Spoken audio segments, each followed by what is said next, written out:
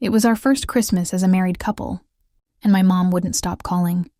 She kept asking me to bring my husband Jake home for the holidays. "It's been so long," she said. She didn't care about the snowstorm, the long drive, or the history we'd tried to leave behind. I finally gave in.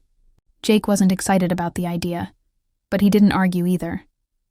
When we arrived, my mom was waiting at the door with her usual enthusiasm. She pulled me into a tight hug, but the moment her eyes met Jake's, something changed. Her smile disappeared, her face pale, and Jake, he froze like he'd just seen a ghost. "You," she whispered, her voice shaky. Jake's hand tightened around mine. "I didn't know. Kitchen."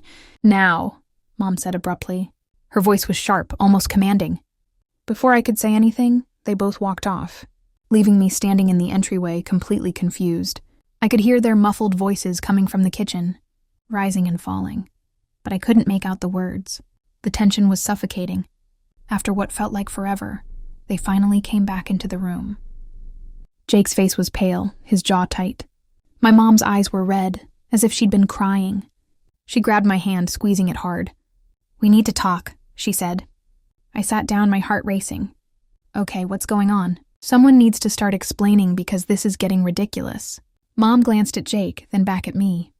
"I didn't know he was your Jake until today," she began, her voice trembling. My stomach dropped. "What do you mean?" Jake finally spoke, his voice quiet.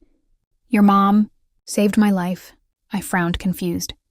"What are you talking about?" He took a deep breath, his hands shaking. "When I was younger, I was in a really dark place. There was one night when I thought I couldn't go on anymore." His voice cracked and he looked away. "I tried to end it all." My heart stopped. Jake continued, his voice heavy. "Your mom found me that night. She called for help. She stayed with me until the ambulance arrived. If it weren't for her, I wouldn't be here today." I turned to my mom, completely stunned. "You never told me this." She shook her head, tears streaming down her face. "It wasn't my story to tell." "And I never saw him again, until now."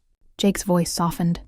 "I didn't know she was your mom, but I've thought about her every single day since that night. I owe her my life." The room was silent, the weight of their words sinking in.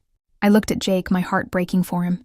All this time, I had no idea he carried that pain. And my mom, she had been the person who gave him a second chance. I reached for his hand, holding it tightly. "You're here now. That's what matters." Mom smiled through her tears, reaching for Jake's hand too. "I'm so glad you're okay, Jake, and that you found my daughter. You both deserve happiness." In that moment, the past didn't matter. What mattered was that we were together, connected in a way none of us had ever expected.